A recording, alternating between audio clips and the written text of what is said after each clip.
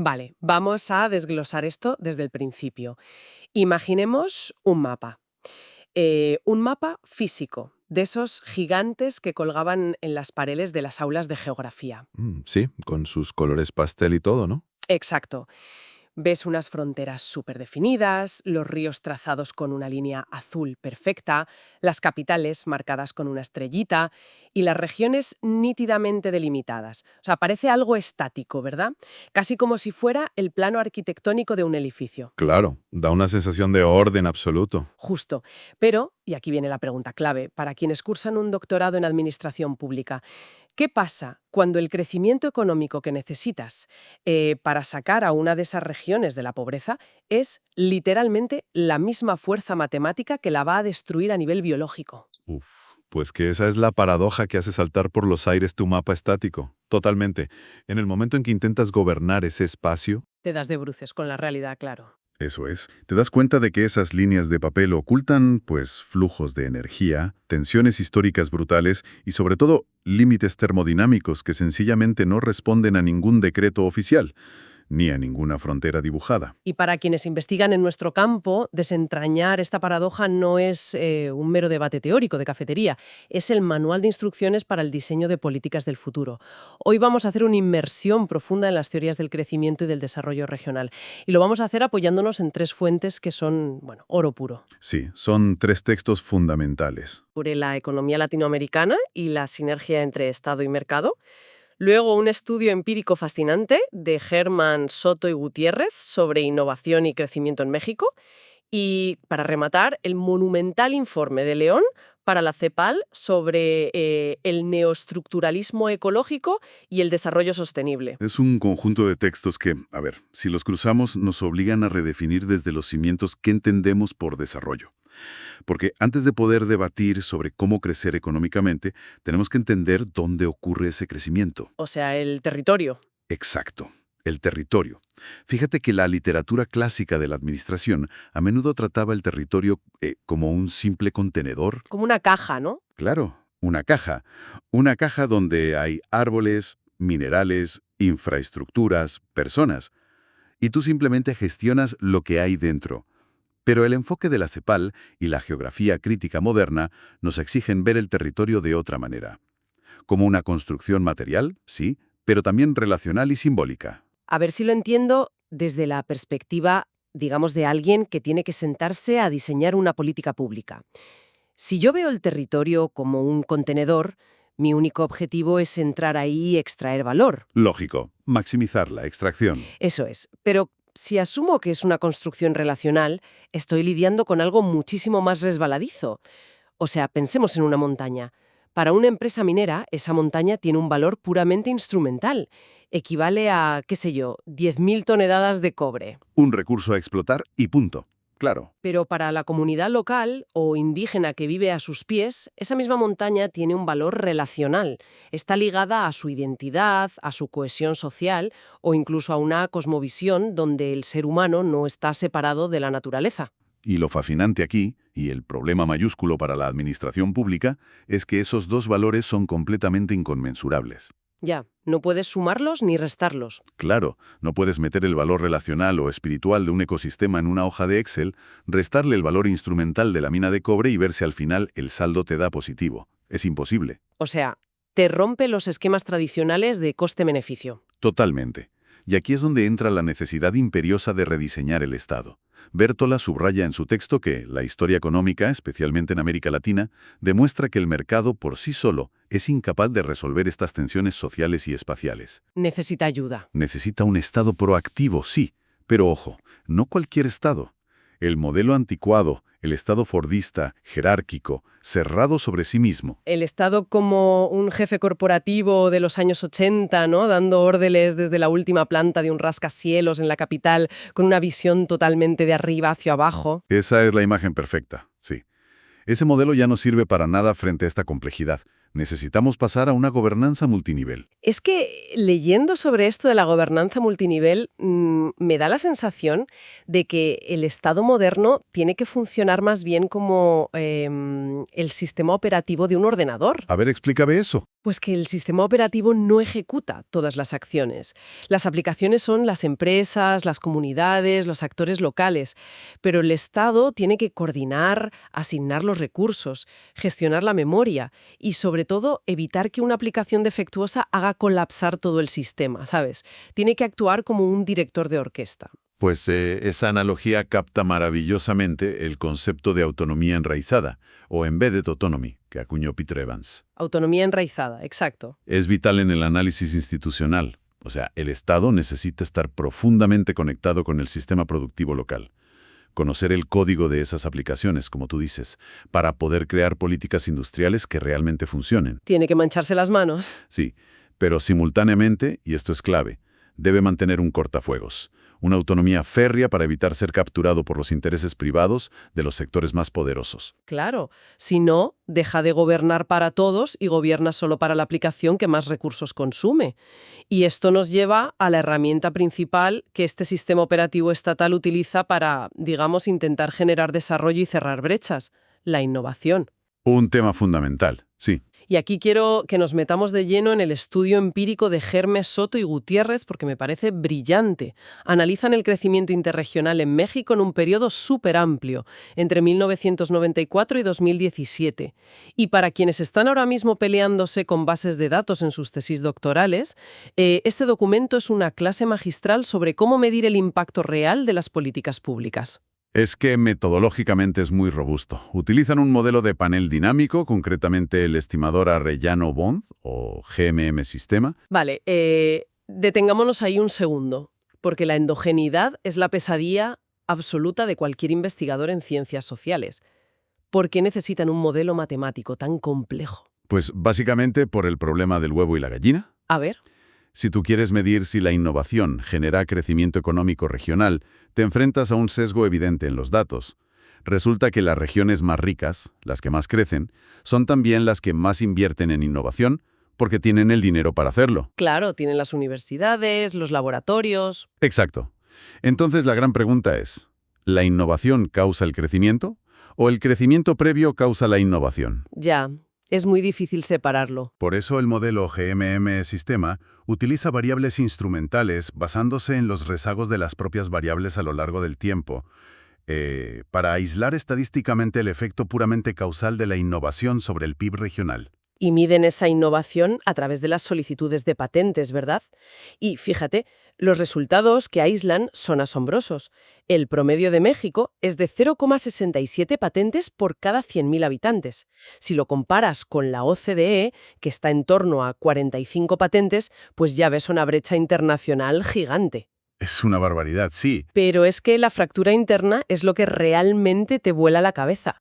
La Ciudad de México registra más de 3 patentes por cada 100.000 habitantes, mientras que el estado de Guerrero, por ejemplo, apenas llega al 0,04. O sea, no estamos hablando de una simple brecha territorial, es que son galaxias económicas distintas coexistiendo dentro del mismo país. Y, a ver, esta concentración espacial de la innovación no es accidental. El estudio de Herman y sus colegas integra la nueva geografía económica de Paul Krugman. Que habla de las fuerzas de aglomeración, ¿no? Justo. El conocimiento tecnológico tiene rendimientos crecientes. Es decir, el talento atrae a más talento. Una infraestructura de investigación potente atrae más inversión privada. Así que el mercado, si lo dejas librado a sus propias fuerzas, siempre va a concentrar la innovación en los centros urbanos ya desarrollados, vaciando por completo la periferia. Pero aquí es donde se pone realmente interesante la cosa, porque entra en juego la política pública intersectorial. El estudio analizó el impacto de un programa público específico, el Programa de Estímulos a la Innovación, el PEI. Sí, un intento del Estado de fomentar el desarrollo. Exacto. Y resulta que el dinero público no tuvo el mismo efecto en todas partes. Sorprendentemente, las regiones económicamente más rezagadas, como el sur de México, mostraron una elasticidad, crecimiento e innovación muchísimo mayor que las zonas más avanzadas del norte o del centro. Y ese es el dato clave, el descubrimiento empírico más valioso para el diseño de políticas territoriales. Totalmente. Significa que, debido a la ley de rendimientos marginales decrecientes, inyectar, no sé, 1 millón de pesos para generar una nueva patente en la Ciudad de México apenas mueve la aguja del crecimiento regional. ¿Por qué? Porque ya están muy cerca de su frontera tecnológica, brutal en su economía local. hay muchísimo más margen de mejora. O sea, es como recoger la fruta que cuelga más bajo en el árbol, ¿no? El esfuerzo rinde mucho más. Esto demuestra con datos duros que la política de innovación no puede ser ciega al territorio. Si el Estado distribuye los fondos basándose únicamente en, no sé, la excelencia académica o en la capacidad instalada previa, ¿Va a exacerbar la desigualdad? Sin ninguna duda. claro, tiene que haber una discriminación positiva territorial para fomentar la cohesión real. Pero bueno, llegados a este punto, yo tengo una duda grande. A ver, dime. Acabamos de establecer al principio que el territorio es relacional, que está lleno de saberes locales, de valores simbólicos, y ahora resulta que estamos evaluando el éxito de la política pública contando el número de patentes tecnológicas. O sea, una visión puramente occidental, mercantil e industrial. No estamos dejando fuera un montón de cosas vitales para el desarrollo territorial. Si conectamos esto con el panorama general, la verdad es que tienes toda la razón. Y es una crítica necesaria al propio indicador del estudio. Es que, ¿qué pasa con las innovaciones sociales o ecológicas? Pienso en una comunidad campesina que desarrolla de forma colaborativa un nuevo sistema de rotación de cultivos para resistir la sequía. No vamos a ir a registrar una patente al Instituto Mexicano de la Propiedad Industrial, pero esa innovación es cuestión de vida o muerte para el territorio. Has tocado el punto de fricción exacto que conecta el estudio empírico de México con el marco teórico de la CEPAL que analizamos hoy, el neoestructuralismo ecológico. Porque, a ver, el modelo de las patentes asume la teoría del crecimiento endógeno de Romer. Se busca una eficiencia schumpeteriana, empujar la frontera de producción tecnológica. Y eso está bien, hace falta. Claro, nadie niega que haga falta tecnología. Pero si el sistema operativo del Estado solo reconoce el código de las patentes tecnológicas mercantiles, terminará financiando innovaciones que tal vez solo sirvan para hacer más eficiente la extracción de recursos, y eso solo acelera la destrucción del capital natural. Qué peligro, claro. Por eso el texto de León insiste tanto en que las políticas públicas tienen que orientarse hacia innovaciones verdes, agroecología, transición energética justa y, muy importante, la hibridación del conocimiento científico formal con los saberes tradicionales que tú mencionabas. Y todo esto nos empuja, irremediablemente, a darnos de bruces contra la barrera biofísica del planeta. Porque por mucha eficiencia tecnológica que logremos, el crecimiento material infinito en un planeta finito es, una imposibilidad termodinámica básica. Es física pura. No hay debate posible ahí. Y aquí es donde entra la que para mí es una de las herramientas de diagnóstico más brillantes que he leído últimamente, el modelo de las 3 brechas de la CEPAL. Sí, es un modelo analítico fascinante, ¿verdad? Porque cuantifica, de forma casi dramática, la tragedia estructural del desarrollo en nuestra región. Totalmente. Te define 3 tasas de crecimiento interdependientes. A ver si las explico bien. La primera es la tasa YS, la tasa de equilibrio social. Básicamente es el ritmo mínimo al que un país tiene que crecer para absorber a toda la fuerza laboral, erradicar la pobreza y mantener la paz social. Exacto. Luego está la segunda, la tasa YT, que es el equilibrio externo. Esta es la velocidad máxima a la que una economía periférica puede crecer sin ahogarse en deuda externa, o sea, sin quedarse sin divisas y sin provocar una crisis de balanza de pagos por importar demasiada tecnología. Ya, el límite financiero, digamos. Y luego la tercera, que es la frontera absoluta, la tasa YA, la tasa de equilibrio ambiental. Es el límite máximo de crecimiento material que el territorio y sus ecosistemas pueden soportar antes de colapsar irremediablemente. Respetando la regeneración natural y todo eso, claro. Exacto. Pues el diagnóstico actual que hace la CEPAL para América Latina es demoledor. Actualmente, la tasa social es mayor que la tasa externa y esta, a su vez, es mayor que la ambiental. O sea, IS es mayor que IT, que es mayor que IA. Lo cual es un desastre sistémico. O sea, para visualizarlo, pensemos en un taburete de 3 patas, o mejor, en esas 3 tasas como si fueran engranajes dentro de un motor que tienen tamaños completamente incompatibles. Buena analogía. El engranaje social necesita girar a, pongamos, 5.000 revoluciones por minuto, solo para evitar que la población caiga en la pobreza extrema.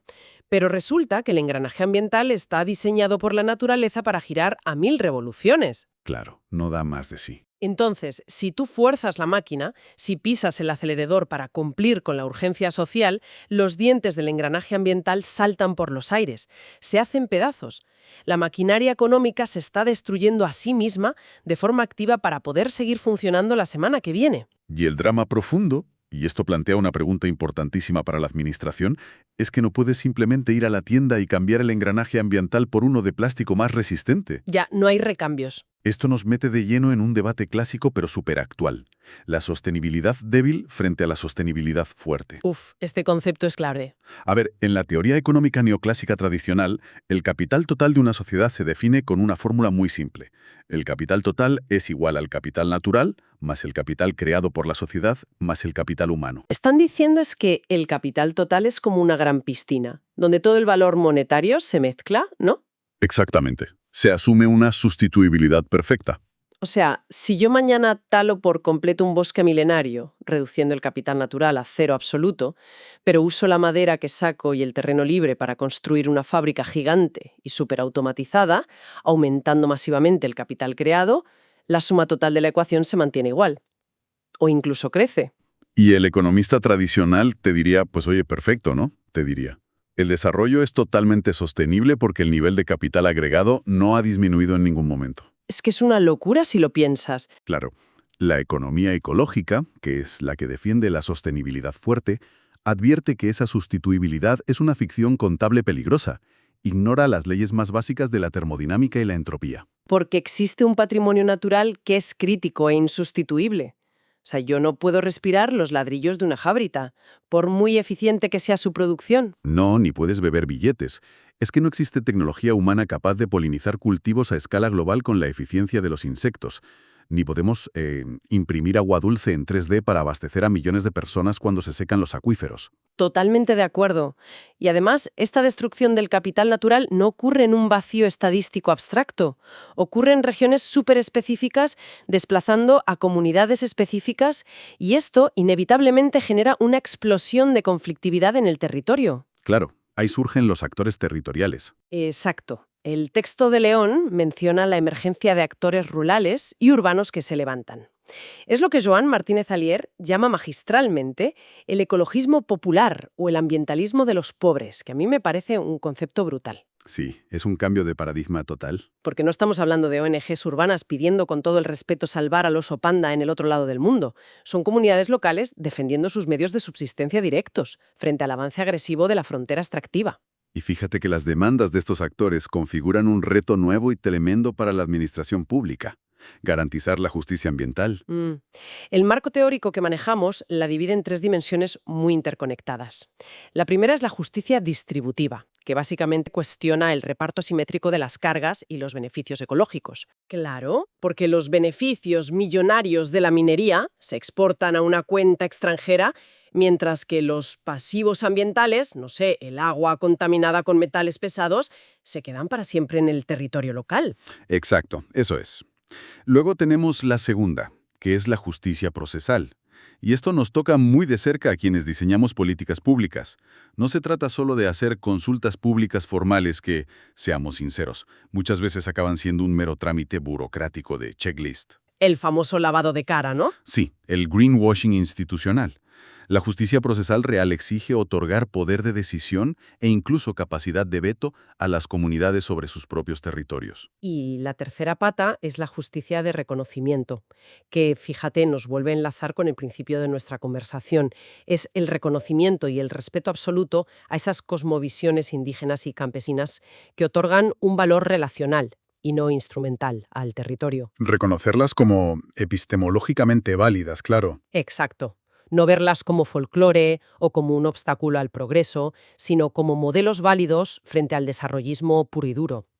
Y el reto monumental para un investigador o un funcionario público es cómo narices gestionas esta inconmensurabilidad de valores en el día a día. Te obliga a cambiar de herramientas directamente.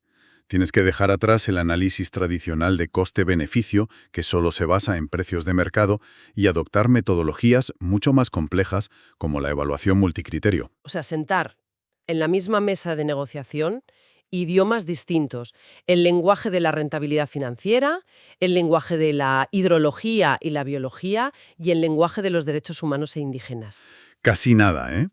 Y para intentar lograr esa convergencia, que parece imposible, la CEPAL propone lo que denominan el Gran Impulso para la Sostenibilidad. Que no es un programa pequeñito, precisamente. No es una política sectorial aislada. Es un cambio estructural profundísimo liderado por el Estado. Hablamos de requerir inversiones masivas en infraestructuras verdes, modificar de raíz la matriz energética, penalizar fiscalmente de forma dura la intensidad de carbono e implementar políticas reales de economía circular. Todo para forzar que la ecuación de las tres brechas cuadre de alguna manera.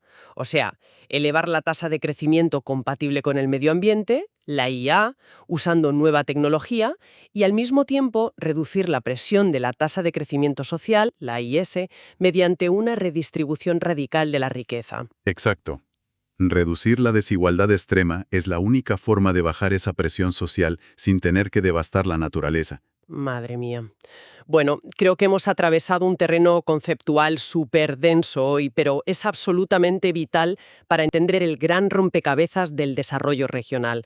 Pasamos de ver el territorio como un plano estático a comprenderlo como un tejido vivo y relacional. Sí. Vimos que el Estado necesita dejar de ser ese jefe autoritario y convertirse en un sistema operativo con autonomía enraizada para gobernar toda esta complejidad. Exploramos con los datos empíricos de México cómo la innovación, si se territorializa, puede reducir asimetrías extremas. Y terminamos, claro, chocando de frente con las inquebrantables leyes de la termodinámica. Totalmente. Chocando con la necesidad imperiosa de alinear nuestras métricas económicas con la sostenibilidad fuerte y la justicia ambiental. Es un viaje que, la verdad, demuestra que investigar en administración pública hoy en día significa situarse justo en la frontera, en la intersección entre la economía política, la sociología y la ecología.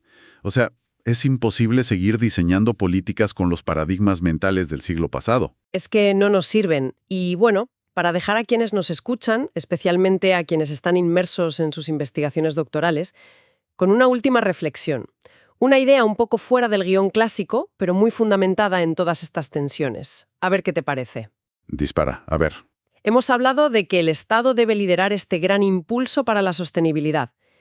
Pero, ¿qué pasa si la propia arquitectura de la burocracia estatal, que fue creada, estructurada y financiada bajo la lógica incuestionable del crecimiento económico continuo y expansivo, es genéticamente incompatible con la gestión transversal de los ecosistemas? Esa es una pregunta de fondo tremenda. Es decir, ¿es posible administrar el necesario decrecimiento material de ciertas industrias contaminantes o lograr un verdadero equilibrio biofísico utilizando instituciones que fueron diseñadas y configuradas a lo largo de décadas exclusivamente para promover y gestionar un crecimiento infinito? Pues fíjate que yo creo que esa es probablemente la frontera teórica y práctica más urgente para la próxima generación de investigadores en políticas públicas, porque te obliga a repensar no solo las políticas que emite el Estado, sino la forma misma del Estado, sus cimientos. Un reto intelectual fascinante y, oye, un temazo para cualquier tesis doctoral que esté empezando ahora. Ojalá las dinámicas ocultas de ese mapa estático que veíamos al principio empiecen a revelarse con mucha mayor claridad a partir de ahora. Muchísimas gracias por acompañarnos en este análisis a fondo. Os animamos a seguir desarmando estos modelos teóricos y a aplicar esta mirada crítica y sistémica en vuestras propias líneas de investigación. Hasta la próxima inmersión.